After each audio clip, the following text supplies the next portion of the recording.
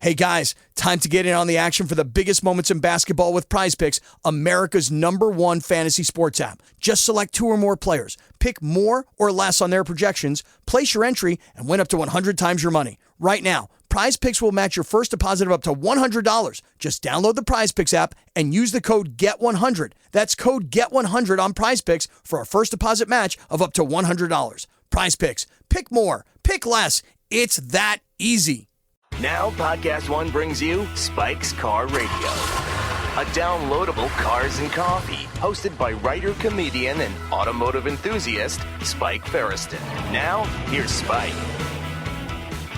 Here we are, Spike's Car Radio, back in Beverly Hills. I'm starting to talk like a radio guy when I do that. I like the excitement of what we just heard, the music, and Rich's rock and roll voice, and I feel like I have to kind of emulate that a little bit. You have no choice. I have no choice, right? Right. But then eventually the whole show just slows down, and it's 2 guys in a room talking. What, you have a call? Oh, it's Jerry Seinfeld. Why don't you talk to Jerry? You want him on speaker? Let's see. Hit the little speaker. Hit the speaker button. All right, Seinfeld, you're on. What do you got? I just got the 82 Targa. And I'm looking it over, and it is so legit. This car is so totally legit. There's absolutely no question this car, the miles are legit. So we're talking about Zuckerman's 82 911 SC Targa that recently you traded to Jerry, right? Yes. For something else, and it was a low mileage original car, and then suddenly Jerry thought perhaps, or someone on his staff said maybe this car may not be how many miles? His staff had a personal beef with me. 11,000 miles. I think it was a personal beef that they wanted to smear the car that I gave to Jerry. This is war. Well, they just said the undercarriage does not reflect the mileage. A lot of women are like that too. So did it? So now that you're a team of experts have looked at it? I'm the goddamn team of experts. And you say nobody would go to this trouble. The carpeting, the pedals, the gear shift knob, the seat bolsters, every piece of plastic. There's absolutely nobody would backdate all this stuff to pass off a counterfeit low mileage car. Nobody would go to that trouble for $60,000. So there you go. I'm vindicated. You're vindicated. There's not going to be a lawsuit. We're in the middle of podcasting, Jerry. We're about to set up our little panel in Monterey. Is there anything? Am I on the air? Is this on the air? Well, there's no air. It's a recording. It's a podcast. But yes, you're speaking into a microphone now. It's in the wax. Okay, great. Well, I'm just confirming the legitimacy of this 82 911 SC, and I'm just thrilled with it. But I'm continuing. Zuckerman and I are putting together a secret plan to hoard every great 80 through 82 SC 911. Not so secret anymore. We're in a syndicate. We have a syndicate. I like this plan. I want one of these cars. Zuckerman will call you. I've already got 2 lined up.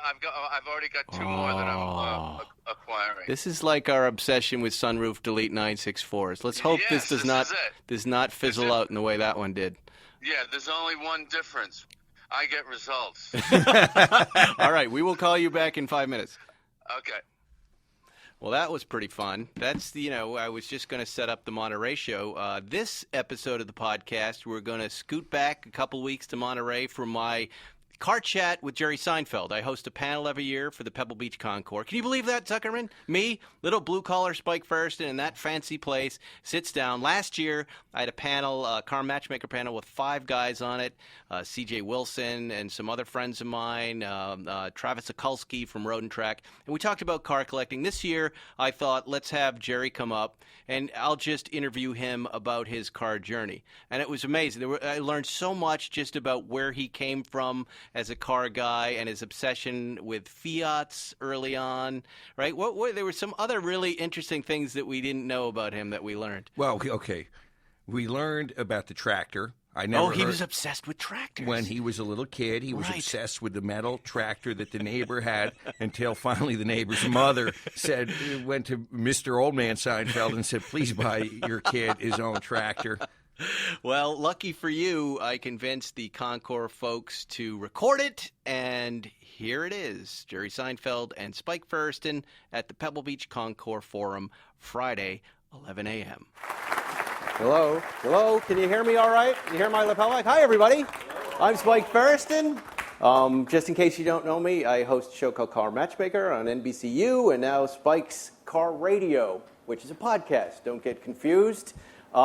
This is my second year here at the Pebble Beach Forum. I'm so excited to be here. Thank you so much for buying a ticket, by the way. It helps Monterey youth charities, and we raised a lot of money for them.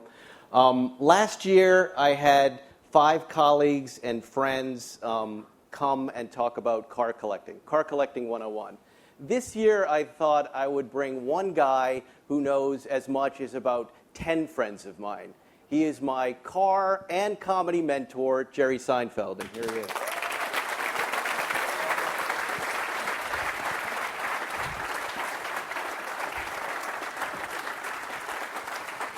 There he is. Hello, Jerry. Thank you very much. Nice to be here. Hey, Spike. How are you? Great. How you doing? We just had 2-hour breakfast, so we're pretending we're just starting. Yes. We've already started car talking. We've already gone. Well, here's what I thought we would do today.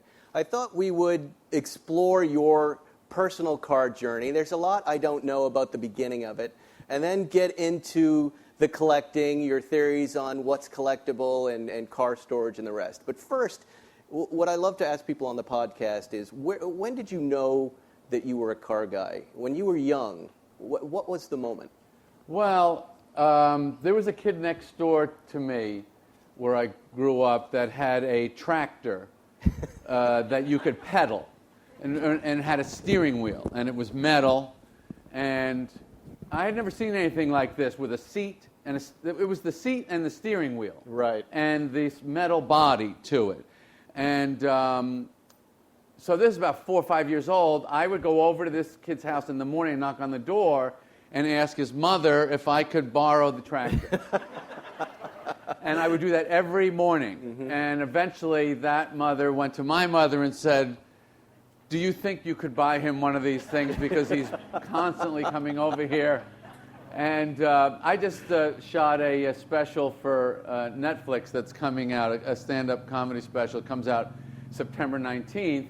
And we have footage, a lot of my home movie footage, and there's footage of me on this tractor. Wow. But that was the one that I got. That my father, he went and bought one, and he brought it home. And in the station wagon, we had a black and white Plymouth station wagon. I think it was like a 57. And I remember him telling the story that he pulled into the driveway with the tractor, put the car in park, turned around, and I was on it in the back of the station wagon. Now these things, I'm sure I see some older guys here that you probably remember these things. So it was a metal wheel with a hard rubber, type of tire around the metal wheel, and I wore out 2 sets of that hard, really hard rubber on suburban sidewalks. So that was probably, now I didn't know what that was about. Right. But that was really the beginning. The beginning. And then, I mean, if I could jump to, I would say I was about 11 or 12, 68, 69, and my uncle took me to the New York Automobile Show. And that's where it really lit up, because otherwise my parents' cars were just, ordinary Detroit stuff, Ramblers. And do you remember what you saw there? That was that moment? Yeah, I remember there's the Porsche logo, the Alpha logo, and the MG logo. Those logos. I'm very into graphic design of everything, aesthetic of everything. But those logos, particularly the Alfa Romeo logo, is one of the most exciting things I think I've ever seen. You look closely, it's a serpent eating a baby. It's a horrific image. But nobody, can you believe? That's what they had in mind. Yeah, nobody minds that. And I think they're still doing it now. They put the baby back in the serpent's mouth. Are you aware of that? I'm not aware of that, Yeah, no. The Alpha logo on the right side is a serpent consuming a baby. All right. But I love that. The Alpha logo, I think, is one of the great logos. And the Porsche logo. So that leads to the car magazines, I'm guessing. The car magazines. And the dreaming. But what's the first, what are you doing like in high school? Are you able to afford a car? No, couldn't afford anything. Did you get your license when you were 16? Yes, I got the license the day I could get it. I was into, then the Stingray, the Schwinn Stingray. If you're of a certain age, that was another thing that lit up a quadrant in our brains. Like, oh, they're going to make a bike that has a stick shift in the middle. Yeah, and gears. You can, when you stop, you can just put your feet down and talk to a girl in the neighborhood with your hands on the thing, and that's the first time you realize, oh, I can use this machine to express myself in a form of mechanical culture. Right. That was another step, but even that was, I would say, an interim step to, and I'm going to say, the MG brand when I was a kid. And this is pre-Porsche, I wasn't even aware. The MG brand and what they were building and what they looked like and felt like, that was really my big bang moment. Yeah, you see that little two-seater with the cabriolet, and you go, I want to be that guy. Right, I want to be that guy. I don't know what life goes with that car, but that's what I want. I just want to be a guy whose life, when you're young, you're 15, you just imagine, gee, what kind of life am I going to have? I didn't really care, honestly, as long as that car is in it. And what was your first car? What was my the first car car that was you a bought? Fiat 128 Sport L. Right. Which I just found another one. Very hard to find these things. They dissolve like Alka-Seltzer. And I found one in Portugal. I was just walking through my living room. You got that damn phone, which is, responsible for 90% of our hobby. And I just went, Fiat 128 Sport for sale. Let's see what comes up. And boom, there it is in Portugal. And it's got 30,000 miles and original interior, original everything, 15 grand. And it was, I've been looking since 73. But that's another story. But did you buy it? Of course I bought it, yes. Buy it now. I bought it because it had rack and pinion steering. I mean, I was educated by Road and Track. Rack and pinion steering, transverse engine, independent rear suspension. Okay, that's it. McPherson struts, and it was one of the most exciting car moments of my life, Spike. It was just a few weeks ago. I haven't even really driven it that much. I got it, you go through it, you sort it out a little bit, make it work, and I got in it. And now, between that car in 73 and now, how many Porsches? I've had everything from a 91730 to a Gemund, and every Porsche iteration in between. And I got in that Fiat, and I drove it around, and I went, I was right. I was right. This was a great car in 1973. What do you think? You're buying a little nostalgia with that car, too? More than a little. No, more than a little, right. Everything. You're kind of buying back your childhood a little bit. Oh, the whole thing. Yeah. But focusing on the technology of that time. Right. I thought, I don't want a Mustang. That's not advanced. I want a transverse engine front-wheel drive car. I don't want a big, heavy drive shaft. I want forward thinking. So how long do you drive this car, and where are you driving it? Are you driving it when you're in college? Is that your... Yeah, I drive it in college. I start my comedy. I sell the car to get, which I sold it for, it was $2,600 new, and I got $1,400 for it 4 years later with 70,000 miles on it. And I took that $1,400 and I moved into Manhattan to try and be a comedian. There you go. Well, it worked out. It worked out, yeah. And then I got the car We can back. thank Fiat for that. They took care of them. So you're in New York City, you're a comedian, and maybe I'm wrong in remembering this. What's that comedian car that you bought where you drive around with the other comics to the clubs? Did that ever happen, or was the Mercedes the dream car? In New York? Yeah. No. Yeah.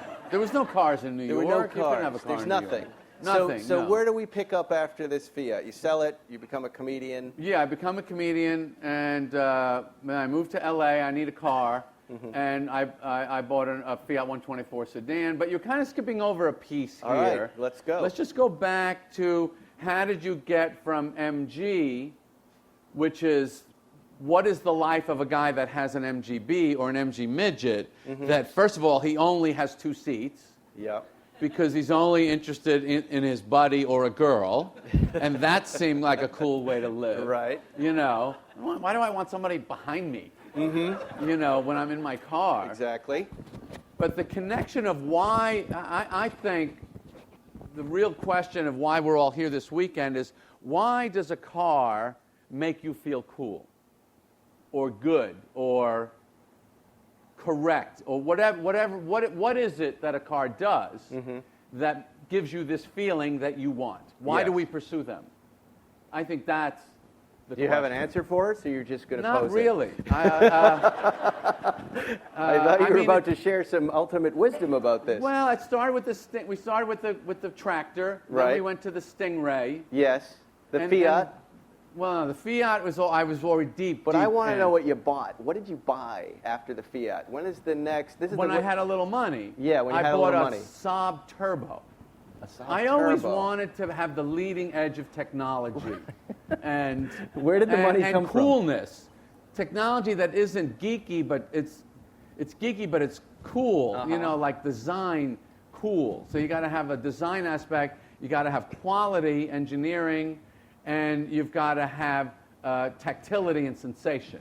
You've got to have all those things for it to be a car that I think these things are, this mechanical culture is a type of aesthetic fashion in a way, or expression of who you are and how you want to go through the world.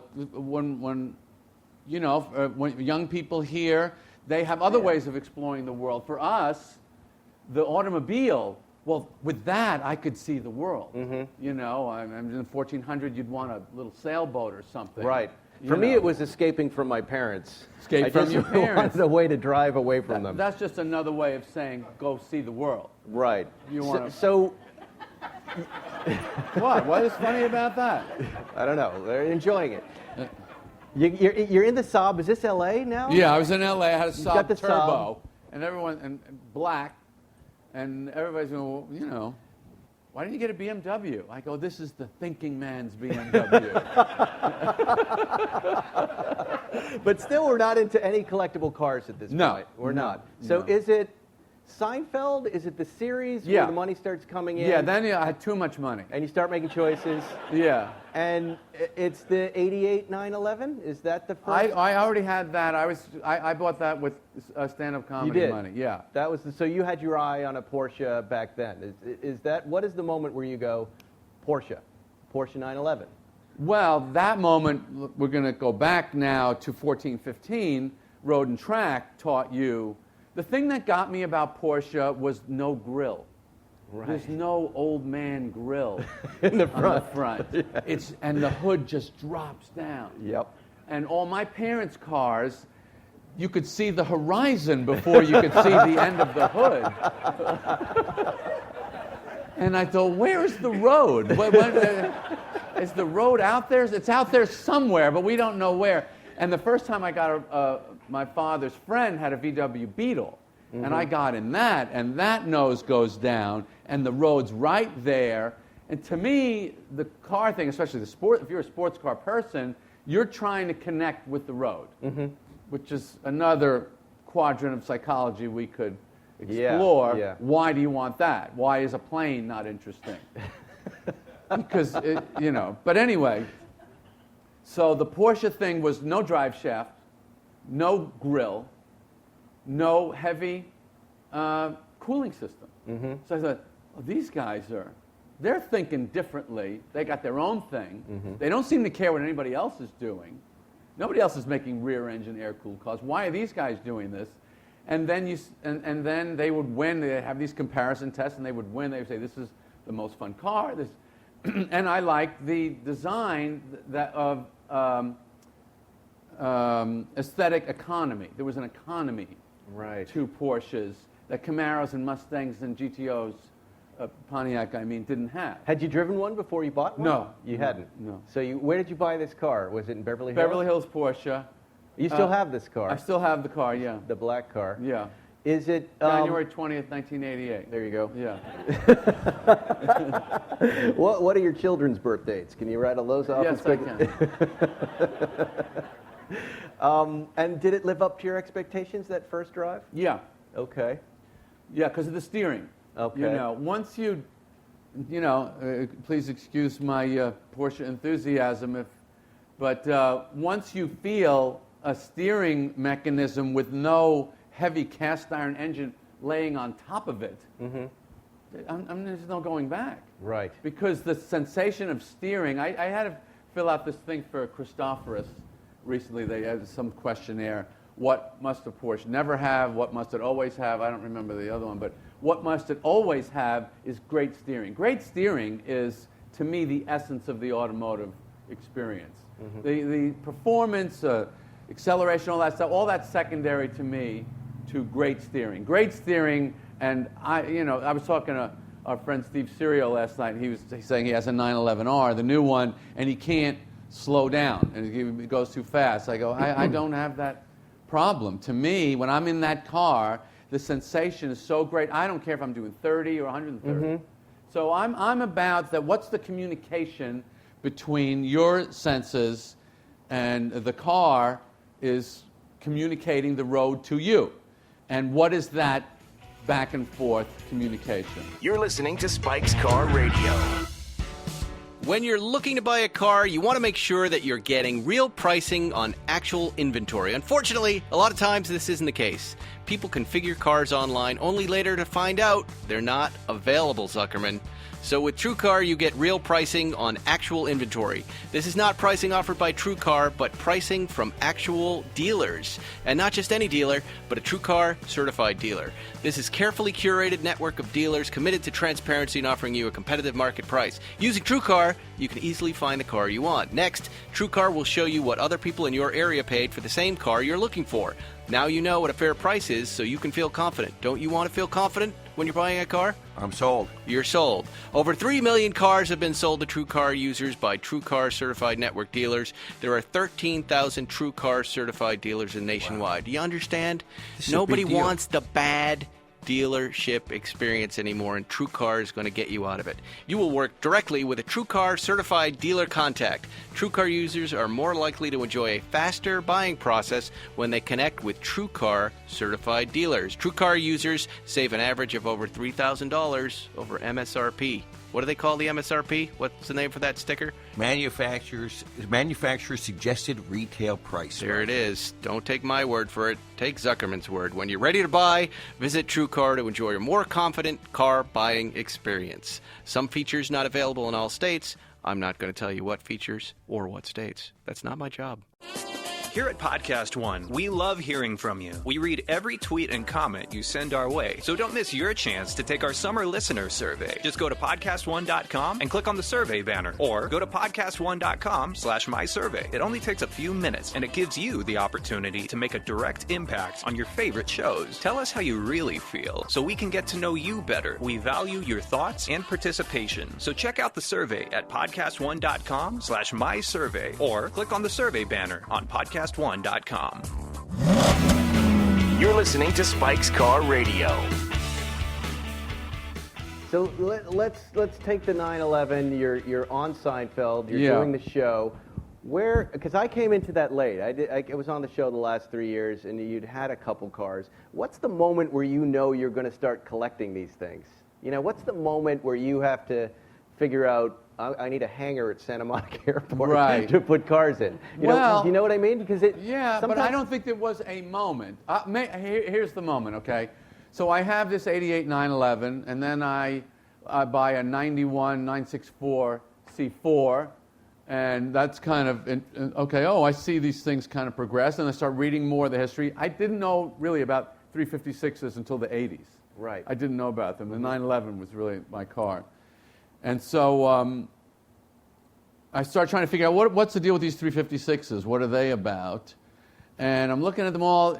If you just try and understand 356s. There's so many varieties. It's just completely incomprehensible. The Cabriolet, the Roadster, the A, the B, the C, the four-can, the pusher. I was like, I couldn't penetrate it. It was just too much stuff. But the Speedster kind of jumped out at me. It's like, oh, this thing seems like the pure expression of a sports car, a small two-seater. And I love the shape of it. I love the little windshield, the little lightweight seats. I thought, that's a cool shape. I'm going to buy one of those. I'm sure you can't drive it because it's built in 1958. But I'll buy it, you know. I mean, the money's pouring in the windows at this point. I got to do something. I'm a single guy. It's not furniture and art. Quick sidebar about art, which I hate.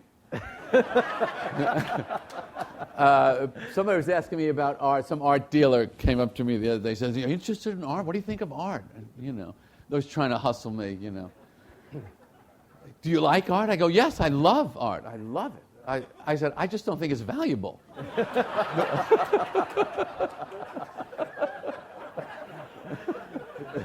Which is the truth. Okay, so I buy this 58 Speedster in Wichita, Kansas. Mm-hmm. And as an object. The white one? The Dan No, Gurney car? aquamarine blue. The aquamarine blue. Yeah, okay. with the brown interior. Yes. So I buy this car in Wichita. I paid like 60, 70 grand for it. And it runs, and I bring it back to West Hollywood as an art object. And I start driving around the street, and I go, this thing drives pretty good. And then I'm going out in traffic, and I go, wow, it's only a 60 horsepower, but it gets down the road well. Mm-hmm. And then I'm on the 405 doing 100, you know, and I'm going, oh my God, how could this, and then the Porsche addiction really kicks in. Oh my God, these guys are making cars in 58 that can handle themselves in 1995 traffic. Yeah. This is. Well, we've often said if you were going to winnow your collection down to one car, it might be the 58 Speedster. Yeah. The one car collection that just delivers all over the place. Mm-hmm. And usable, like you're saying, just usable. Right. You don't want to crash it like our friend Zuckerman does. No. No, because it kind of wraps around you like a soda can, and then they have to peel you out. But right. I'm going to move this so it's a little better. Okay. So we don't breathe in them. So you've got a Speedster. I recall you had two Speedsters that were identical like that. They were consecutive serial numbers. Right. Yeah. So is that where it starts to get crazy, that moment where you go, let's Probably. get another one? Well, the moment is when you bring home a 58 Speedster and find out this is not an art object, you can actually use this. Right. Then you go, okay, well, what else is there? Right. And then you're gone. Right. Assuming you have a hit series on NBC in the 90s. You know, I take that for granted. I remember there was trouble with one of those Speedsters that had a long history of crashes. The one that I liked that I should never have sold. And there was one that was perfect that you did sell. Yeah. Oh, I probably had 10 of them. I'll buy another one right now. Wasn't there a slow motion crash on this? One of them tumbled down a hill, yeah. No, there was a stagehand while we were shooting. Oh, the forklift. Yeah. Right. Were you in the car? No, I was around. It was in the parking lot where we were making this series, and I don't know, I was moving the car around somewhere, and there's a forklift, and he's coming at me.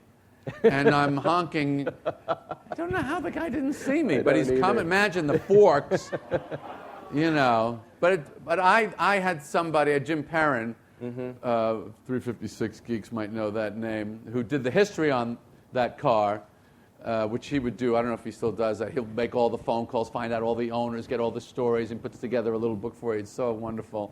But he found out that car had been rolled down mountains, and that car had been through such hell. The forklift did drive into the car while I'm in it on the horn. I'm sitting on the horn. Stop your forklift! And bang into the car. Back over to Brace. I remember the day you came in with a Tangerine 73 RS. Yeah. Now remember, I'm at a different point in my car collecting. Like I showed up on my first day of work in a 74 a 911 with Yeah. 200,000 miles. Right. And you looked at it and you said, right idea, wrong example. It's nice to meet you too, Mr. Seinfeld. He goes, you better get a new car. I was like, I thought I was here to write scripts. But ended up, you're exactly right about that car. That 73 Tangerine RS, that's another moment for you where suddenly there's speedsters, and I remember you took me for a ride on the 101. Remember, we went on to the on-ramp. You're like, look at how fast this is. And I thought, this is not as fast as a modern Porsche, because that's where my head was at. Right. Just new Porsches and Silvers. But that car, where are you now in that moment? So you've got speedsters. That's then you get injected with the RS Right, serum. right. And you find, so that's another formulation. The Speedster was one idea, open, kind of minimalist thing. And then the RS, well, what about a car that's not for everybody, but it's kind of like a race car that we kind of civilize a little bit. Let's take a race car and civilize it so you could drive it on as your car on the street. And that's what RSs are, and then then you're on that drug. See, now that's the moment at the beginning of your collection where the dealers and the guys who are selling these cars, now they know they've got a guy who wants to hear a story, right? And for you, share with everybody how you find these cars and vet these cars. Like, what's your methodology for doing that? Because your collection I met Sam Cabilio, who was my car consigliere, when I went to buy that second Speedster, because I talked to Bert Olander down at Circle. I said, do you know anybody who could look at an old car for me and tell me if it's any good? Right. And he says, yeah, I do know a guy. And he introduces me to Sam Cabilio, who I'm still with to this day. So that's 25 years. And he's, one of these great, true enthusiasts, but his business is buying and selling old Porsches, which he's been doing since the early 70s, or maybe even mid-60s when he got back from Vietnam. So he then fills my head with all these other ideas of things you can get. So now you got a guy who knows a lot with a guy who's got a lot of money and wants to get into this, and it's, it's 9.5 weeks with Mickey Rourke and Kim Basinger. Now these two are just going to town. But he was knowledgeable, he was sincere, he was totally ethical, and we started, what the car community, collector car community started doing about 10 years ago, I started doing 25 years ago. Yeah, right. What's an Abarth? What's a 911R? What's a 4Cam? What's a 930 turbo with a factory power kit? So he's giving me all that, and he's got this whole Southern California network, which, as Jay Leno says, every car ever made is somewhere within 30 miles of Southern California. Well, that's not true. I mean, I remember when you said that you'd found the last 356 made, and it was in a cornfield half buried. Do you remember that story? Is that the green That'd be car? the first 911. That's the first 911. Yeah. So how does that come about? Hemmings. It was I'm in flipping Hemmings. through Hemmings, and they're selling the first 911 ever made in one of those little Hemmings ads. 64, first 911 ever made. That's incredible. You dial the number, some guy in Michigan. You get the VIN, you call the factory, and it is the first 911 ever made.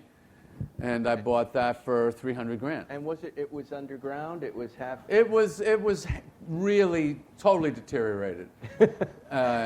And so this was, I think, a prescient, if I can use that word, in this company. I think I can. But so I say, you know what I'm going to do? I'm going to send this car to Porsche in Germany and have them do the restoration, because that'll really enhance the authenticity of the whole thing, which I did. And they displayed it alongside the 1 millionth 911, which was just made at the Museum of Modern Art last weekend. Yeah. Yeah. There you go. So I was a little ahead. A little ahead. Do they know how you feel about art? No, they don't. So let's keep that quiet, everybody. I don't want I them to love catch art. on. It's great. But a guy with his hands on his face is not worth $100 million. Screaming. Okay, so he's screaming. Fine. I'm not getting $100 million value here.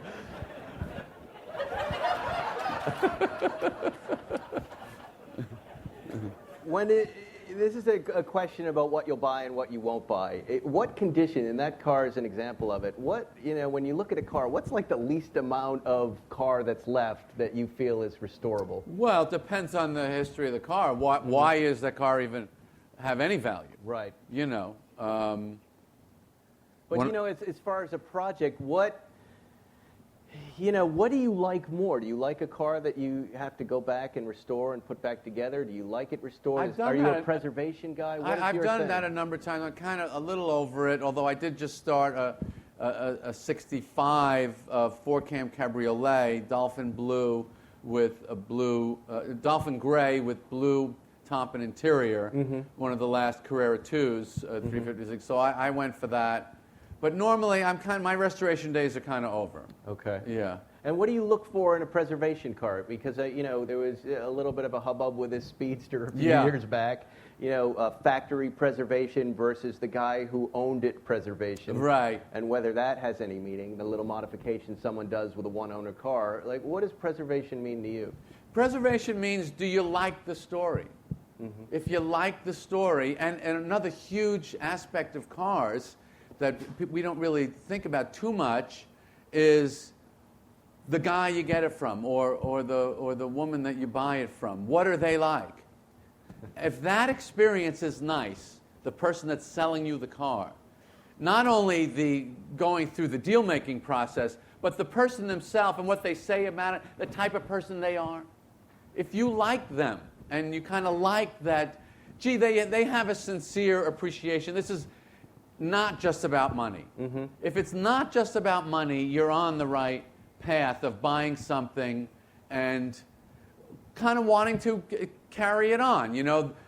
I've bought cars from, I bought that 59 GS 4-cam from that old veteran. He's in the wheelchair. He knows he's dying, and he's got this car, and his, the money that the car is going to bring, which was over $1 million, is going to change his wife and his kids' life. But he doesn't want the car to go to some broker and get it volleyballed around the community and everybody trying to take a piece, and it's flipped and it's auctioned, and he wanted someone that got it and liked it to have it. So that guy becomes that car. That becomes the story. Everybody asks the first question you should always ask, what is the story? And if it's a good story and a person that you could hopefully even connect with a little bit, then you always kind of think of that person when you get in the car.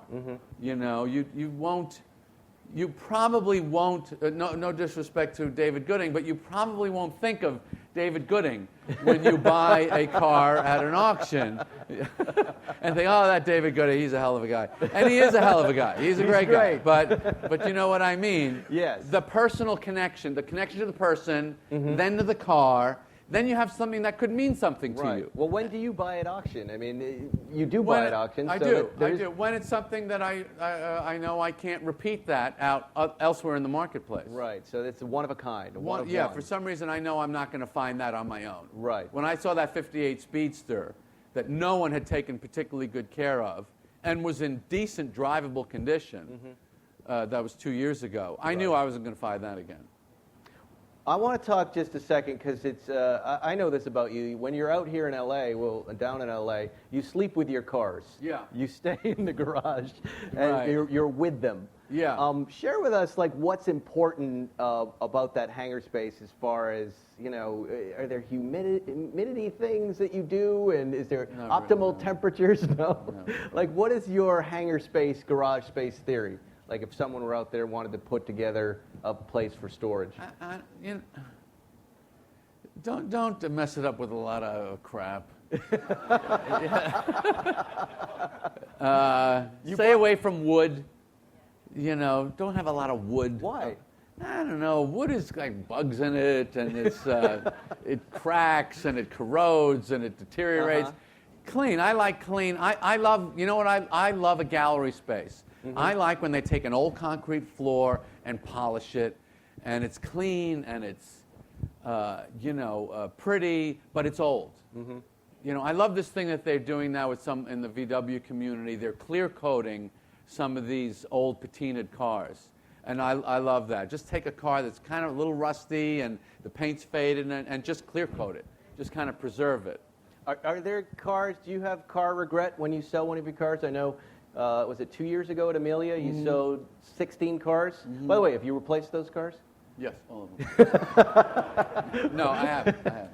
Are you sure about that? I'm not, no. That was a very small part of your collection, Yeah, right? And right. that decision was what? Well, that was an editing decision of if you have 5 cars that you like and someone says to you, well, if you can only keep 2, which 2 would they be? And you go, oh, no one ever asked me that question before. And you look at them and you go, to tell you the truth, the 2 that I really love are those 2, and the other 3 I just keep because I like them. And so I'm 63 now, and I'm thinking, why am somebody else could be enjoying this. I'd rather spend all my time with the 2 that I love than 5 where I love 2 and really like the other 3 just for the variety. I want to put more miles on the ones that I love, really 10 out of, the 10 out of 10 cars. And when you see them in a magazine, do you have pangs? Do you feel any? Yeah, it's a little weird. A little pang? It is a little weird. Are there cars that you've sold that you end up buying back, and what would that be? There was one car, a 92 Cup car that I bought new from Beverly Hills Porsche that I sold twice, bought it back twice, plus buying it new, so I bought it 3 times. I've now recently sold it again, so I have a chance to buy the same car a 4th time. Well, why are you doing that? I don't know. No. No, because I keep thinking, what? Here's the dumbest thing car people will think. You look at some car that you have and you go, do I really need that? That's the dumbest question. You didn't need any of it. Need is not an applicable verb in this world. No. Air and water, that's all we really need. Yeah, that's all we really not need. Not 964s. Right. But why are you thinking about doing it again? Is it the old No, I'm not going to buy it back again. You're not? No. Well, all right. Well, before we take questions from our friends out here, are you going to buy anything this week? I am looking at some things this week, yes. Anything you want to talk about? No, I don't want to talk about it. These are my competitors. They're not going to bid against you. But, no, I always feel pretty safe when I buy something at auction because I know I'm as crazy as anybody, and the money and the crazy. There's very few people that can, match both. Wait, I had one more question for you. I really want to know the answer to these. The idea of this modern collectible now. Now, it used to be cars that were maybe 10 years old that suddenly became collectible, like 997 GT3 RSs, GT2s. Now it seems like with the 911R, the Ford GT, there are all these new cars that are instantly collectible. How do you feel about that stuff? Maybe. A typical arrogant human attempting to predict the future, and this is what people will want in 2035. You don't know. Nobody knows. The lens of time solves everything. And nobody can jump forward in time. I was saying to Spike, the sport jacket jeans thing that everybody is doing, we're going to be laughing at this in 15 years. What were we thinking? I'll be laughing about it in 5 minutes. But it's the sticker price, though. You know how 911Rs were, they were sold by brokers, and suddenly you're seeing them at $600,000. You're seeing the GT2 RS right now being sold $200,000 over sticker. People just to sell their spot. Right. But, what is that? Is that anything? That's just the mouse and the cheese thing, where they just will move the cheese a little further away, the mouse will go after it. You know. That's all. That's all that is. Yeah. I do kind of believe that this does feel like the peak of the internal combustion engine. I don't think in 2035 it's going to be the propulsion system of. The masses. So I think these cars that they're making now, it does kind of feel like a last gasp in a way that maybe if you're a fuel-burning type person, you might want to grab some of these things. I do believe that, but I don't know which ones. Nobody knows which ones people are going to really want. Who knew the soft window Targa, a plastic rear window, is going to be what people are going to want in 50 years because it turns yellow and cracks. That's what we want that. Yeah, that's what's cool about it. All right, we're ready for your questions. If you guys have a question for Jerry or myself about collecting, we'll be happy to try and answer it. Go ahead. Whoever wants to go first is sure. All right. So what would you say are some similarities between car enthusiasts and comedians? Oh, cars and comedy, Jerry. Fun expert. There isn't much. Most comedians do not relate to cars. I don't know why. For me, I mean, in my particular interest, a great joke and a great car, everything on it works. And there's nothing excessive that doesn't make sense or doesn't need to be there.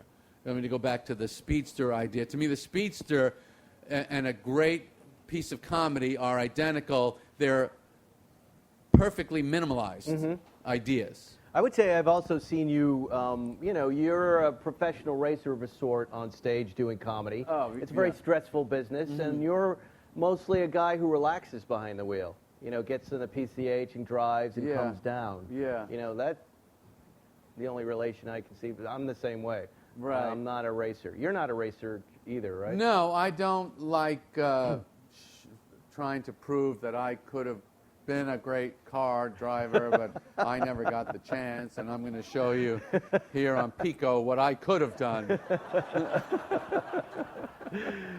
All right, who's next? Hands up, this young man.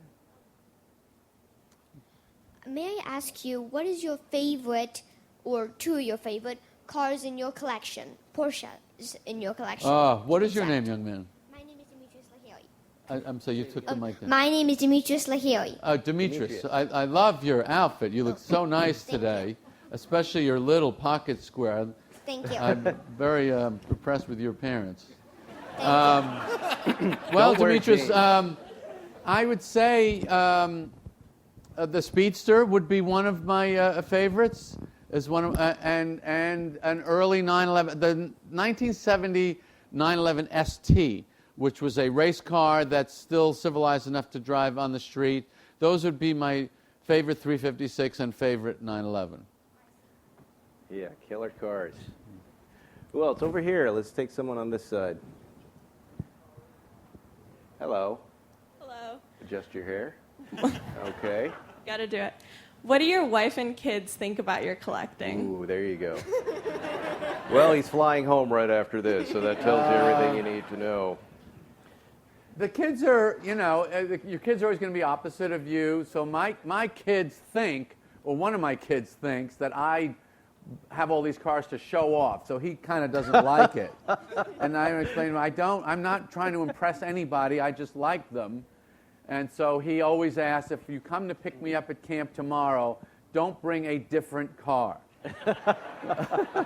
Just bring the same car every time, like a normal person. My favorite thing with my wife is she will catch me at 2:30 in the morning on my computer in my underwear looking at cars and not porno. And that's my favorite moment when she catches me. I'm on Bring a Trailer. I'm not on Bring a Tailor. Fantastic. In the back there, you get a microphone on this gentleman here.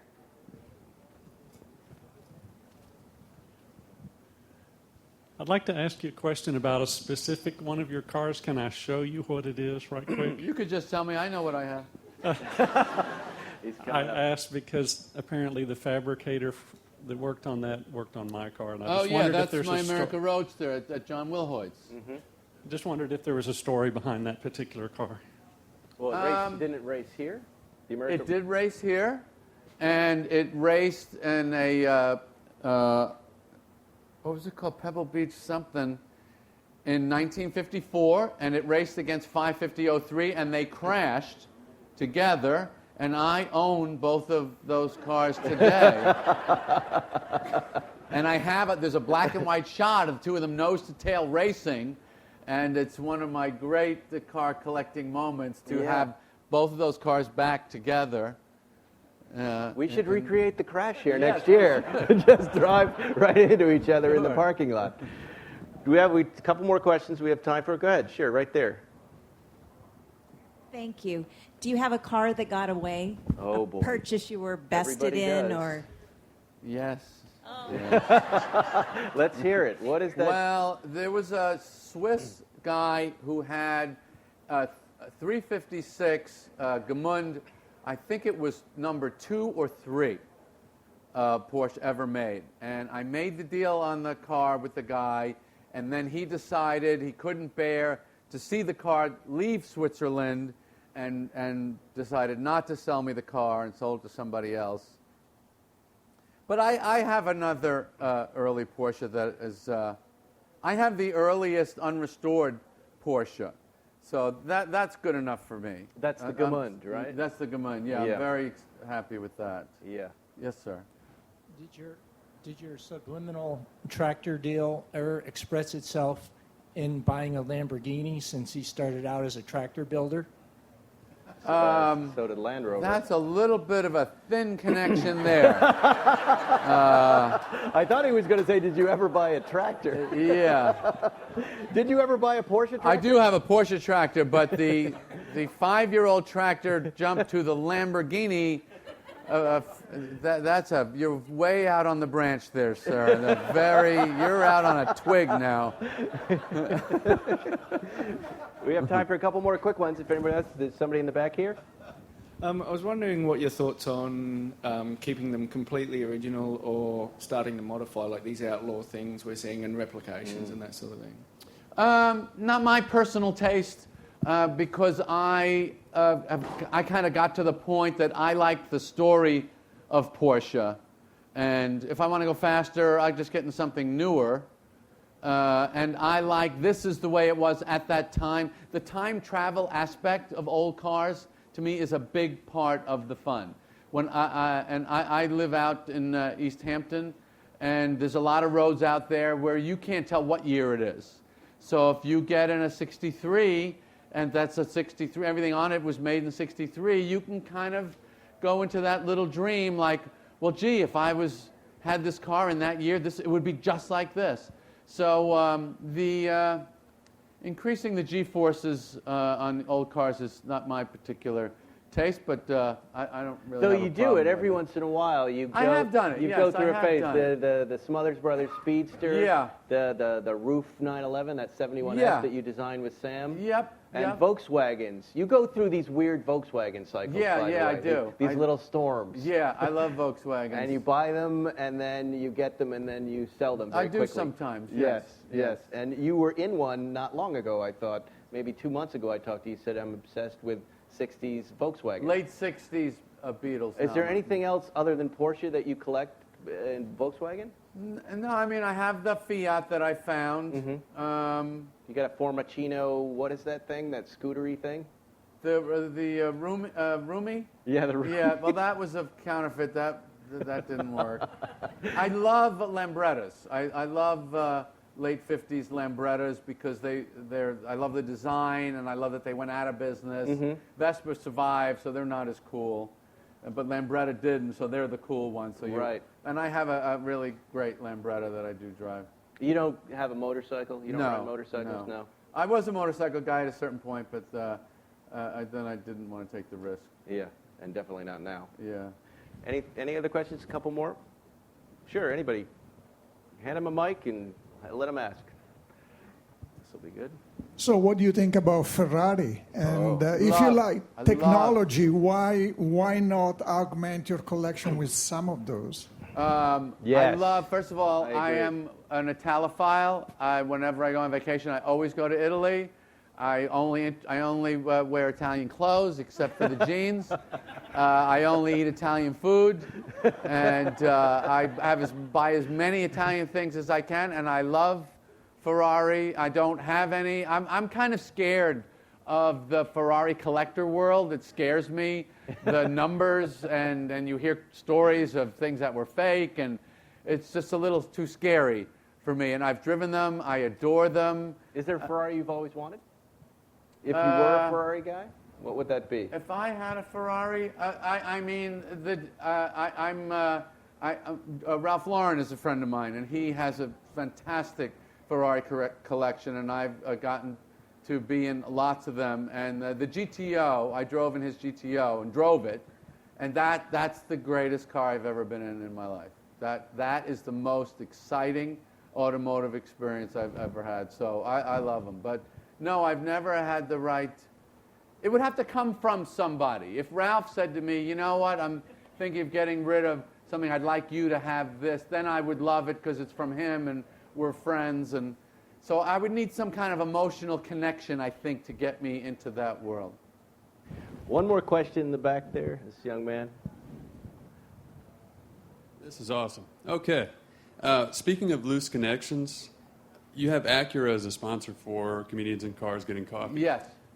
Being a huge fan of the show and during the filming, always seeing in front of the apartments white Acura Legend sedan. Yeah. I'm curious about the connection there, if you had a hand in those cars that were chosen to be in front of the apartment and sort of your connection. Are you talking about the TV series? Absolutely, yeah. Oh, well, no, that's just a coincidence. Wow, okay. My first car was an TV Acura series Legend. was the 90s, and I did Comedians in Cars in 2017. That's Sure. when Acura was my sponsor. Sure.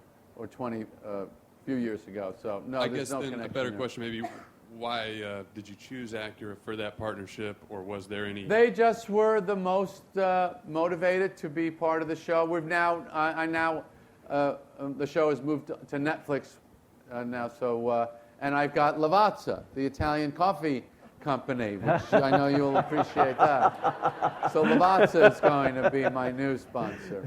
And how do you pick the cars on Comedians and Cars Getting Coffee? I pick them based on the people.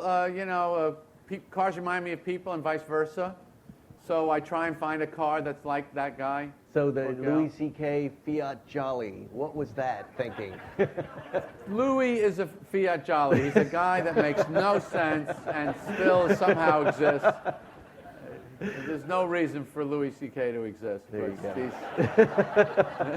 Well, we're going to end it right there. Thank you so much for coming. Jerry Seinfeld, everybody. Thank you. Car collector, comedian. Very well done. Thank you. All right, there you go, everybody. We'll see you next week with another Spike's Car Radio. Thanks, Zuckerman. You're welcome. Domani. Give me the money. Thanks for listening to Spike's Car Radio.